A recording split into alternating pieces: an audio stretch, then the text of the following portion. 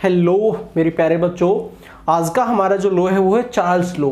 देखिए Charles law में सबसे पहले हमें प्रेशर कांस्टेंट रखना होता है। प्रेशर को हम चेंज नहीं कर रहे हैं। अब यहाँ पे वेरी क्या कर रहा है, यहाँ पे वेरी कर रहा है वॉल्यूम एंड टेम्परेचर। ओके, कुछ बच्चों को तो यही कंफ्यूजन होता है, वो आपस में कुछ इंटरचेंज कर देते हैं। वॉल्यूम टेम्परेचर को चेंज करेंगे और प्रेशर हम क्या रखेंगे, कांस्टेंट रखेंगे। देखिए कुछ ऐसा माना गया है यहाँ पे, at 0 degree Celsius, 0 degree Celsius आपने क्या लिया है, एक टेम्परेचर लिया है जहां पे किसी भी गैस की हमने वॉल्यूम फाइंड आउट की। अब वो वॉल्यूम जो आपने फाइंड आउट की उसको हमने क्या माना है, V नोट। अब इस वॉल्यूम में इंक्रीमेंट या डिक्रीमेंट जो होगा वो होगा 1/273.15। एग्जैक्ट तो ये है, बट कभी कभार 1/273 भी ले लेते हैं। अब 1 डिग्री सेल्सियस अगर राइज कर रहे हैं या फिर हम डिक्रीज कर रहे हैं, उसी हिसाब से हमारी वॉल्यूम इंक्रीज या फिर क्या होगी, डिक्रीज होगी। ऐसा माना जाता है। यहाँ पे -273.15 पे आपका जो टेम्परेचर जो यहाँ पे ये लिया गया है, इस टाइम पे वॉल्यूम 0 हो जाती है। मींस जो भी गैस होगी वो क्या हो जाती है, लिक्विफाई या सोलिडिफाई हो जाती है। इस टेम्परेचर पे कोई गैस नहीं बचती है। ओके, ये 0 केल्विन भी हो सकता है। ओके, आपको ये पता होना चाहिए। थियोरेटिकली हमने माना है ये कि यहाँ पे कोई गैस एग्जिस्ट नहीं करती है, तो ये हमारा क्या है, मिनिमम टेम्परेचर है। कुछ बच्चों के माइंड में आता है सर मैक्सिमम भी हो सकता है क्या कोई ऐसा, तो देखिए अगर हम बात करें सन स्टार, सन की कोर में मैक्सिमम टेम्परेचर वहीं पे हमें मिलता है। चलिए अब वॉल्यूम इधर जा रहे हैं, बढ़ रही है, इस फैक्टर से नीचे आ रहे हैं, वॉल्यूम क्या हो रही है, कम हो रही है। अब टेम्परेचर के साथ आपको पता लग रहा होगा वेरी कर रही है वॉल्यूम, वैसे भी हमें पता है। देखिए अगर कोई कंटेनर है और इसके अंदर कोई गैस हमने फिल कर रखी है, हमने यहाँ पे इसको टेम्परेचर दिया, प्रेशर यहाँ पे कांस्टेंट है, फिक्स है, एक बार जो लगाया वो हमने लगा दिया। अब वॉल्यूम यहाँ पे पहले ये थी हमारी V1, टेम्परेचर था T1। अब हमने टेम्परेचर को इंक्रीज कर दिया। अगर टेम्परेचर को इंक्रीज कर दिया, काइनेटिक एनर्जी बढ़ जाएगी और वो यहाँ पे एक प्रेशर एक्सर्ट करेंगे। और पहले जो हमारा पिस्टन था वो फिक्स था, अब नीचे से प्रेशर लगेगा तो पिस्टन क्या करेगा, ऊपर की तरफ मूव करेगा। ओके, तो हमारा पिस्टन अगर आप देखेंगे तो वो ऊपर चला जाएगा। ऊपर क्यों चला गया, आई होप आपको समझ में आया होगा, क्योंकि काइनेटिक एनर्जी यहाँ पे बढ़ी जिसकी वजह से प्रेशर लगा। प्रेशर लगने की वजह से यहाँ पे वॉल्यूम क्या हो गई है, इंक्रीज हो गई है। तो ये आपको पता होना चाहिए कि टेम्परेचर बढ़ाने से वॉल्यूम बढ़ती है, टेम्परेचर कम करेंगे काइनेटिक कम हो जाएगी, जिसकी वजह से यहाँ पे जो प्रेशर एक्सर्ट कर रहे थे वो कम हो जाएगा, पिस्टन डाउनवर्ड आ जाएगा। चलिए अब हमें एक तो ये नॉलेज हो गई है और एक हमें ये भी नॉलेज हो गई है। इनके बिहाफ पे अब हम कुछ रिलेशन ड्राइव करते हैं और प्रेशर क्या रखेंगे, हम कांस्टेंट रखेंगे। चलिए देखिए, अगर हम बात करें VT मीन्स किसी टेम्परेचर पे, हमें नहीं पता वो क्या हो सकता है, VT कोई भी टेम्परेचर हो सकता है, उस टाइम पे जो वॉल्यूम होगी वो क्या होगी, V नोट।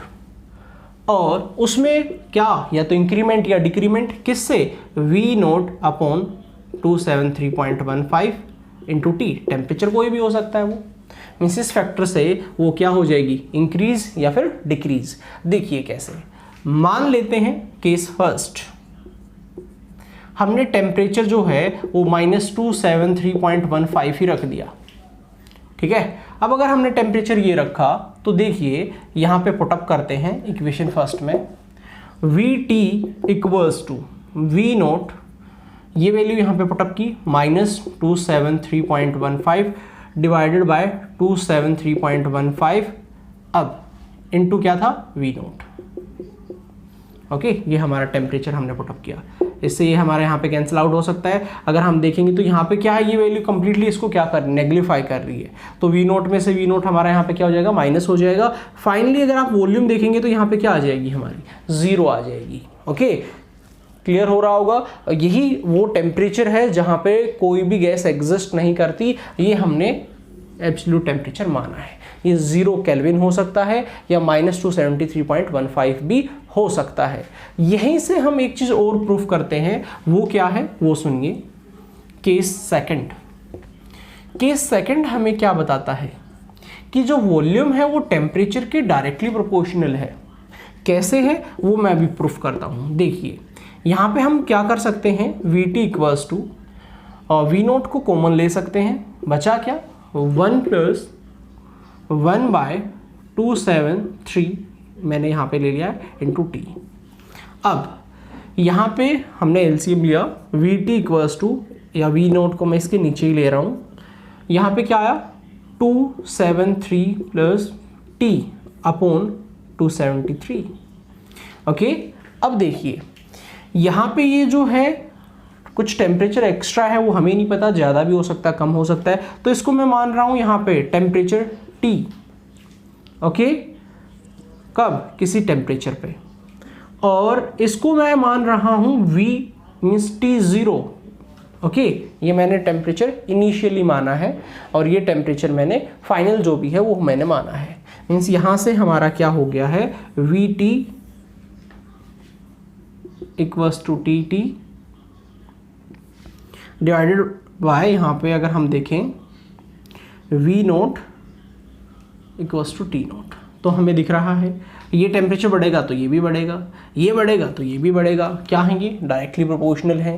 मीन्स हम अगर बताना चाहें तो ये रिलेशन बता सकते हैं कि वॉल्यूम टेम्परेचर का क्या हो रही है, यहाँ पे डायरेक्टली प्रोपोर्शनल हो सकती है। और अगर आपको ये कन्फ्यूजिंग लगता है तो जस्ट आप इसको याद रख लीजिए, V directly proportional to temperature, जैसा कि हमने बताया टेम्परेचर बढ़ाने से वॉल्यूम बढ़ गई, means V equals to what KT, V/T equals to K। अब हम टेम्परेचर T1 T2 रख सकते हैं, मीन्स यहाँ पे क्या हो सकता है V1/T1 equals to what K, V2/T2 equals to what K। और अब दोनों ही कॉन्स्टेंट के इक्वल हैं, क्या कर सकते हैं V1/T1 इक्वल्स टू यहाँ पे V2/T2। ठीक है, फाइनली इसको सोल्व ऐसे करना चाहें तो कर सकते हैं V1/V2 इक्वल्स टू T1/T2, और प्रेशर क्या रहेगा, कांस्टेंट रहेगा। ये अगर आप करना चाहें तो इजीली आप कवर कर सकते हैं। ओके, चलिए अब हम आगे चलते हैं और हम ग्राफ की बातें करते हैं, और ग्राफ भी हम क्लियर कर लेते हैं। ये थोड़ा सा मैं यहाँ पे ऊपर लिख देता हूँ, आपको मे भी थोड़ी सी प्रॉब्लम हो रही होगी यहाँ पे इसमें। तो यहाँ पे क्या हो सकता है हमारा V1/V2 इक्वल्स टू T1/T2। चलिए अब हम बात करते हैं ग्राफ की। ग्राफ से रिलेटेड हम प्रॉब्लम देखते हैं। ग्राफ क्या रहेगा वो देखिए, V वर्सेस T की बात करें, V वर्सेस T। अब अगर हम यहाँ पे बात करते हैं, ग्राफ कुछ ऐसा रहेगा, टेम्परेचर इंक्रीज करने से वॉल्यूम भी क्या हो जाती है, इंक्रीज हो जाती है। बट अगर हम इसी को प्रैक्टिकली न्यूमेरिकली देखें तो हमें ये चीज़ ध्यान रखनी पड़ेगी, V इक्वल्स टू क्या है KT। अगर न्यूमेरिकल वैल्यू कन्वर्ट कर रहे हैं, प्रैक्टिकल कर रहे हैं, तो taking log on both side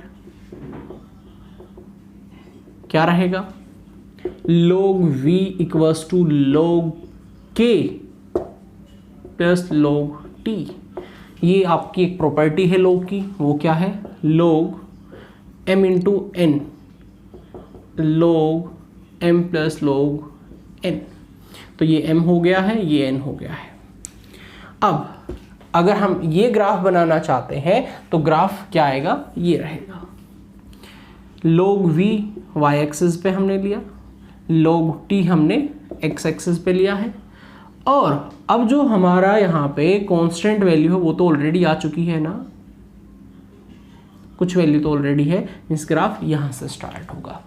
okay, I hope आपको ये समझ में आया होगा। इसके बाद हम ग्राफ एक और भी देख सकते हैं, वो क्या है वो देखिए।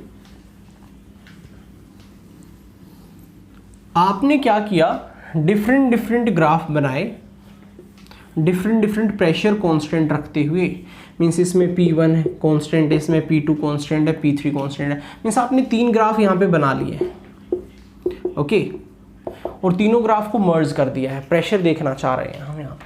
तो देखिए अब यहाँ पे ग्राफ आप कैसे भी बना सकते हैं, ग्राफ आप ये भी दिखा सकते हैं पीछे से, ओके, ग्राफ ये दिखाना चाहिए ये भी दिखा सकते हैं, बट यहाँ पे -273.15 लिख लेना, इसमें -273.15 पीछे, ये 0 डिग्री सेल्सियस है, इसमें 0 डिग्री सेल्सियस हमने आगे ले लिया होगा, ये बात एक ही है, इसमें 0 डिग्री सेल्सियस हम यहाँ नहीं ले सकते। अब इस ग्राफ में कुछ ऐसा हमें मिला, अब pressure P1, P2, P3, P4 ऐसे दे दिया गया, ये वॉल्यूम है, ये टेम्परेचर है। अब आपसे पूछा गया कि आपने 4 ग्राफ बनाए और चारों को यहाँ पे एक में मर्ज कर दिया है, अब यहाँ पे प्रेशर किसी में क्या पता 10 atm हो, किसी में 20 atm हो, ग्राफ में कांस्टेंट दिया था बट यहाँ पे तो डिफरेंट डिफरेंट है ना, तो बताइए कौन सा प्रेशर ज़्यादा है।